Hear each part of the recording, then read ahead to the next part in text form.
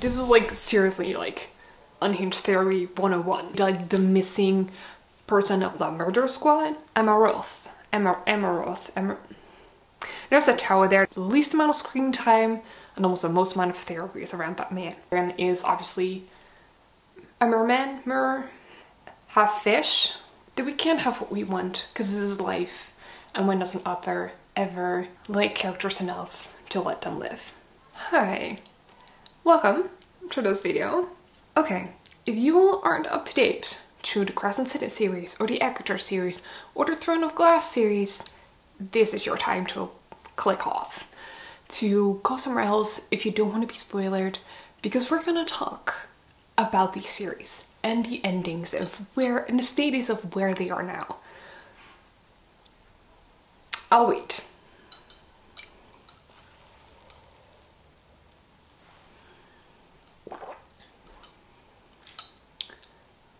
Are you sure? Are you sure you're sticking? Okay.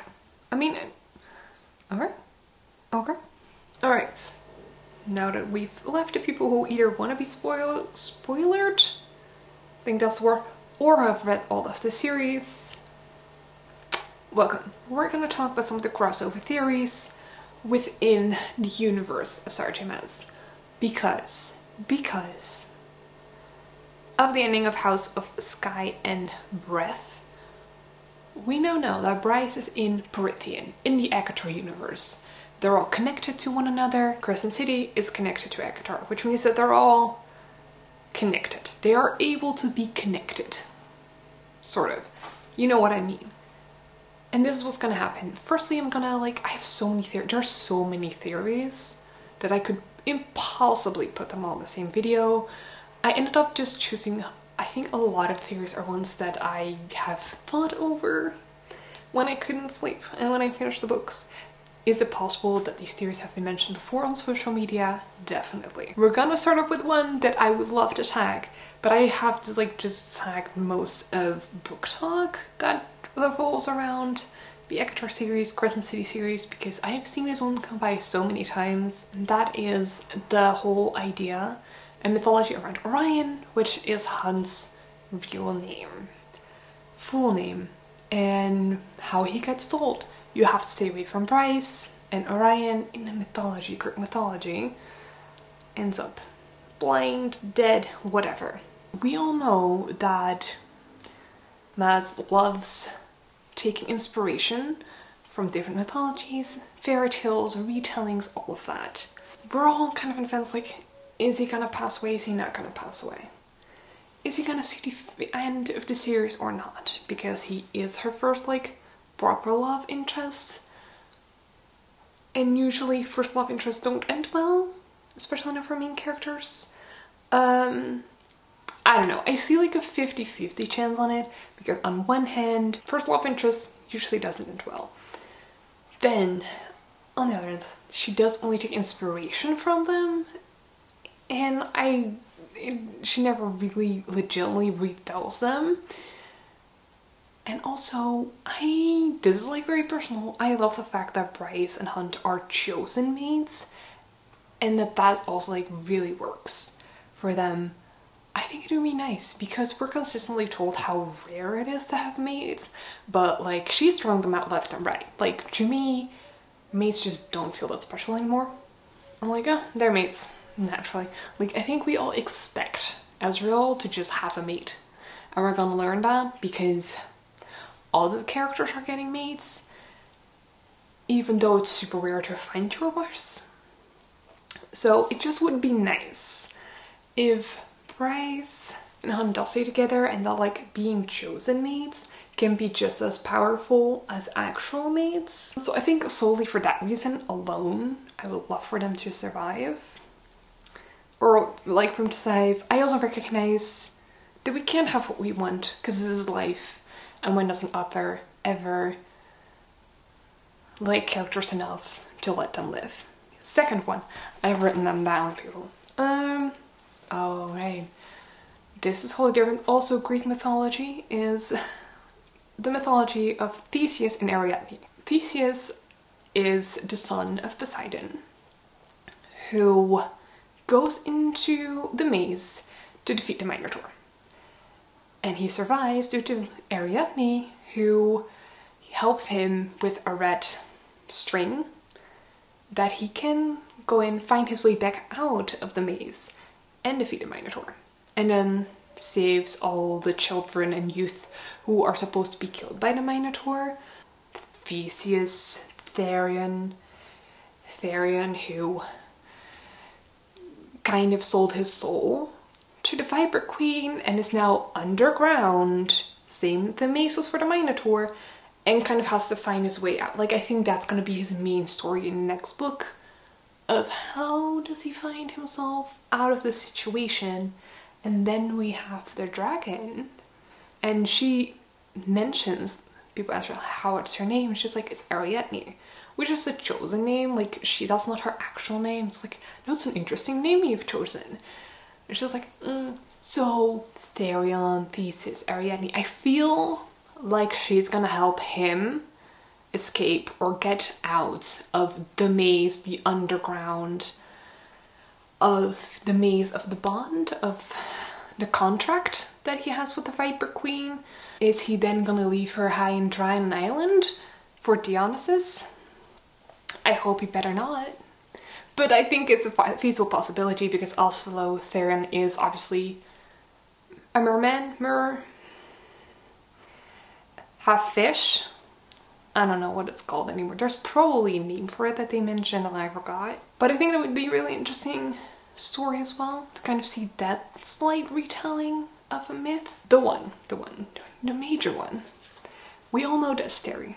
And the Asteri are kind of described as like angel-like creatures that, wait, someone described it really well. I'm gonna look it up. The Asteri are a parasitic race of near godlike conquerors who are the rulers of Midgard. Parasitic race, Valg.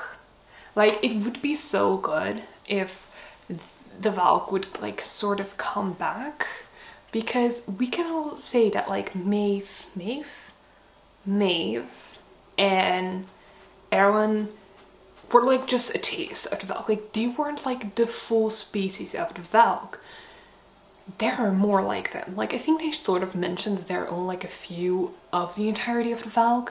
And what if the Asteri are also a species that like they're parasitic, the same way that we often see the Valg described. And then we have the whole conversation of like how Hell might be part or understand the Valg, and it's like, we want to get rid of them as much as you do, because these are the main, they need to do their own thing in their own verse, multiverse, universe, world, and stop skipping to other universes like parasites. And that would mean that we could open up the doors to Throne of Glass and see what's going on there. Because let's be realistic, out of all of the antagonists that we've had, the Valg were the best and make also the most sense to make a comeback. And also like the Valg feed off of, well, they say mostly fear and stuff like that, but like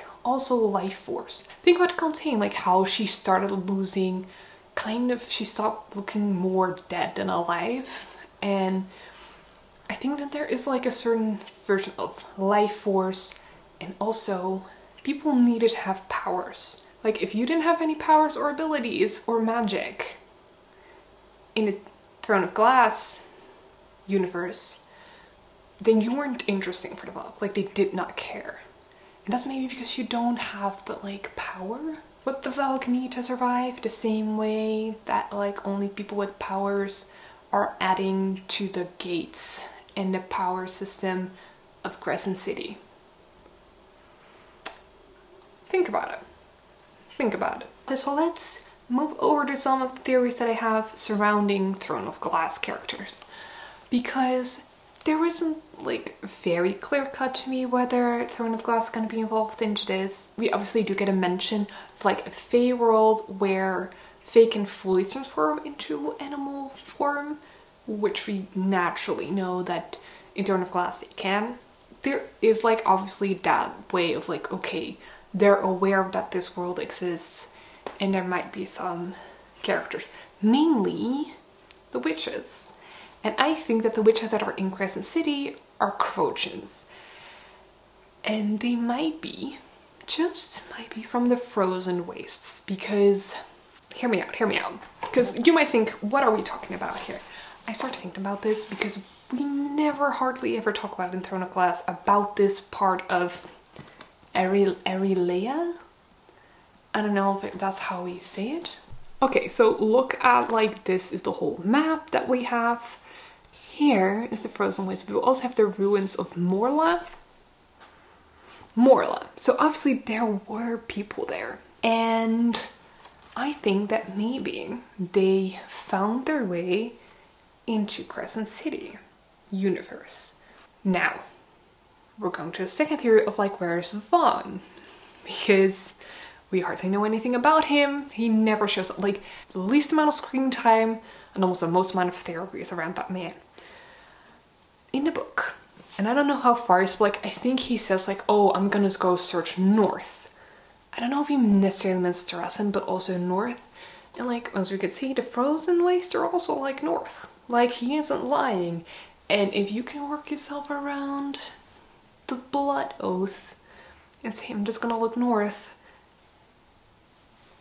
he could also go to the frozen wastes. And maybe found himself in the ruins of Morla. And maybe,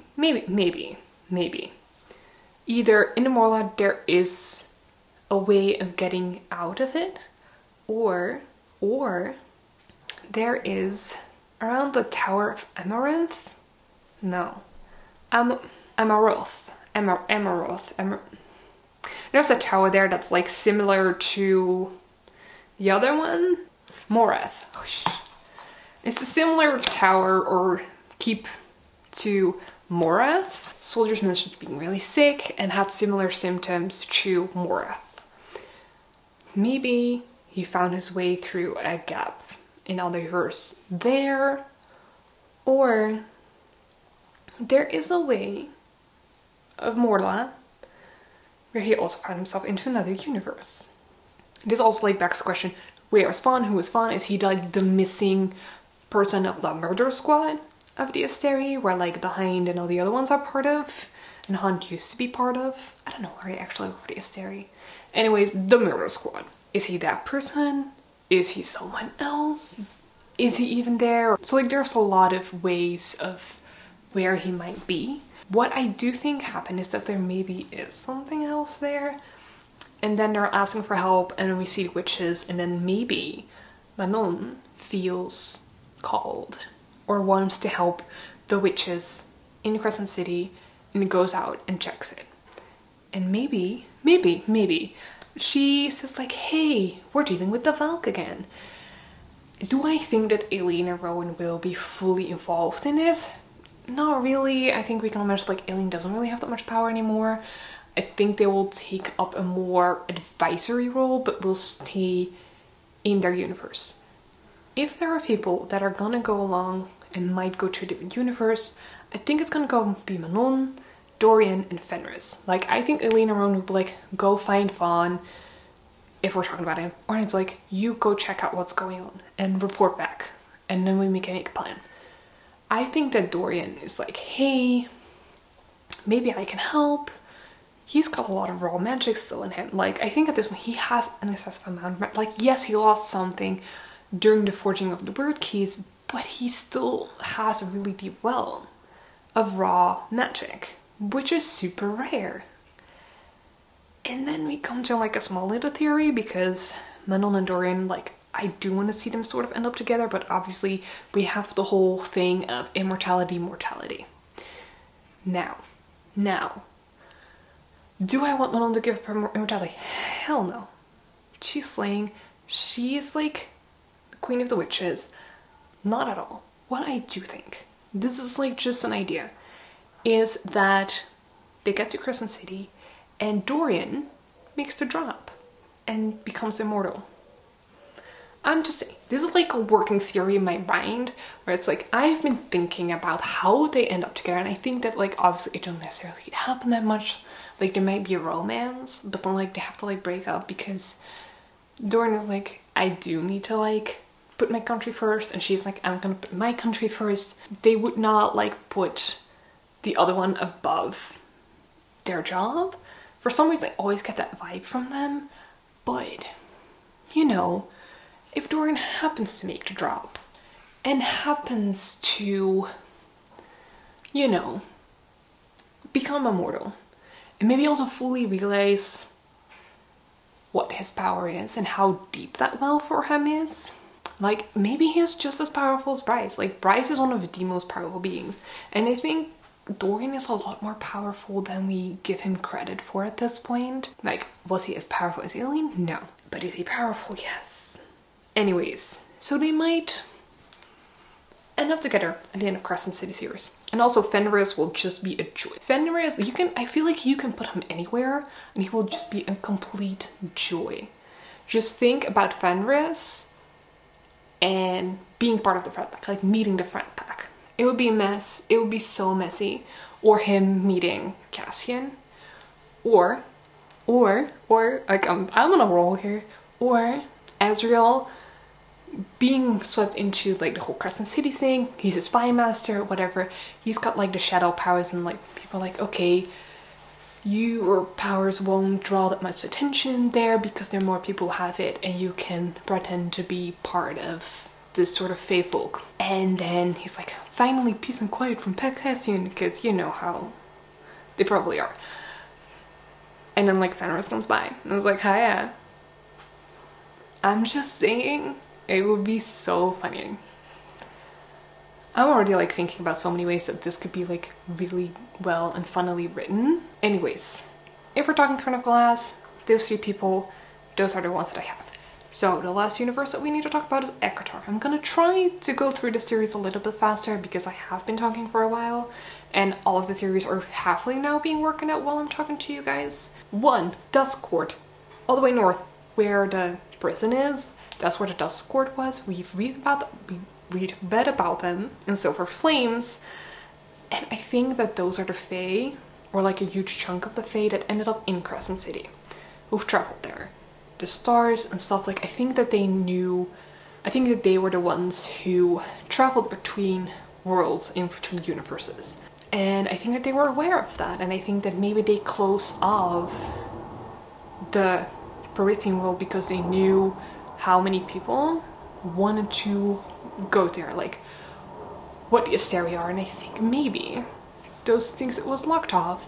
It was somewhere written in text, and then the Autumn King of Crescent City has an idea of that and has been trying to realize where are they from, what's going on, and maybe found some texts relating to Prythian. We can all say that he probably knew more about the Asteri and the fact that they came from somewhere else, more so than other people. Like, I think he was just trying to find their way back to their homeland.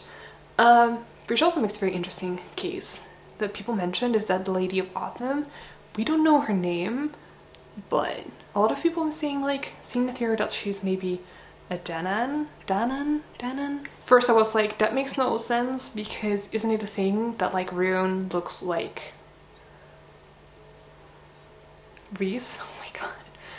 That they very much look alike, but then we can say that like Rune takes way after his mom, and he's got hardly anything from the Autumn King. But the Autumn King obviously has fire magic, Lady of Autumn has fire magic, and I find it like a very interesting way of looking at it. And I think that would be fun to see like how they're all related to one another, and will that also be talked about in meeting that someone from the ACOTAR Autumn Court is gonna go along with Crescent City to find out what the hell is going on. Maybe Eris, maybe Lucien, probably no one. I'm just saying, probably nowhere. But it would be interesting. I've also just seen a theory about the involvement of like certain Celtic mythology that is talking about a cauldron, a sword, a spear, and a stone, and how that would help travel between worlds, and that were like there are like certain like powerful objects. Now, the cauldron, ACOTAR, we're aware. We've heard enough about the cauldron.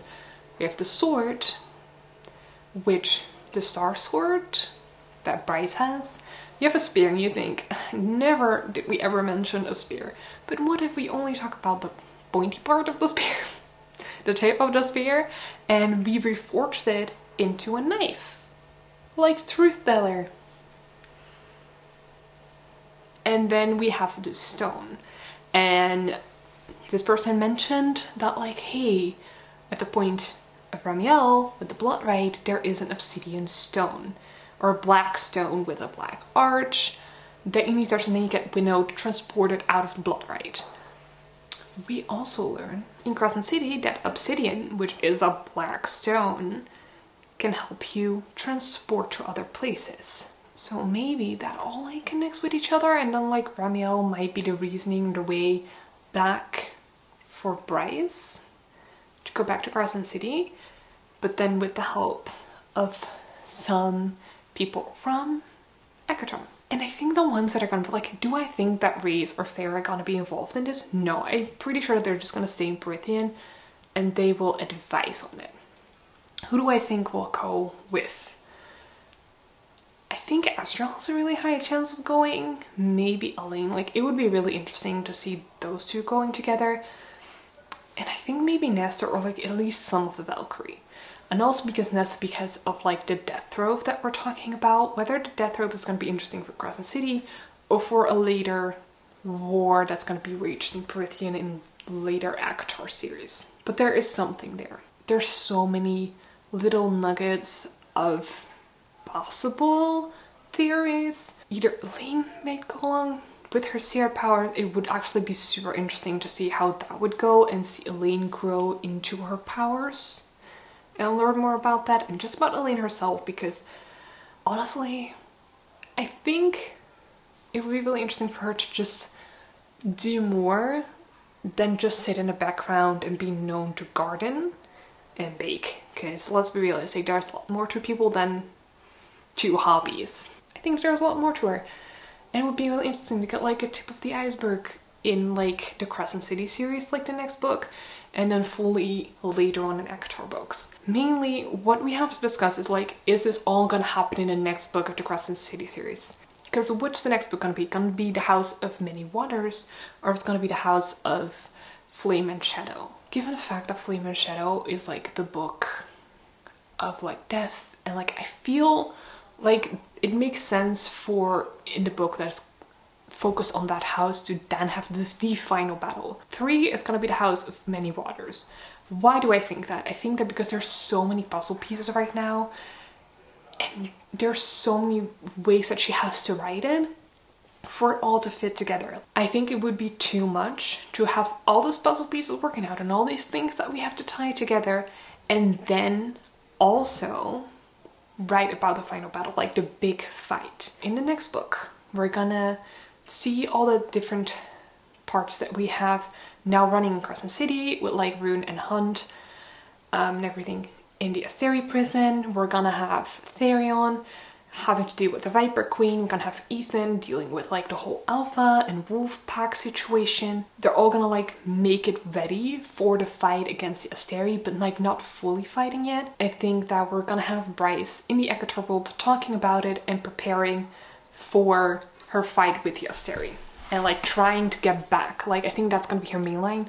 Practicing, training, getting back and learning more about the different universe and different worlds. And then I think that they're gonna try to contact Throne of Glass, or maybe Aileen, because maybe, and I'm just spitballing, Rhys remembers slowing her fall to the world. There were people there, maybe I can reach her because she's carrying some of my magic, or I have tasted her magic, or like I'm familiar with her because of that fall. This is like seriously like Unhinged Theory 101. And then he reached Elaine, and then they kind of like collect that part as well. And I'm like fully convinced now that the Asteri are just like a type of Valg, because they were top tier villains, antagonists, and it would make complete sense because they're ridden as parasites, the Valg are ridden as parasites, both feed off of life forces. I'm just saying, they maybe found different ways of feeding themselves. We're gonna see the same thing with not until like we have Empire of Storms, where we see all these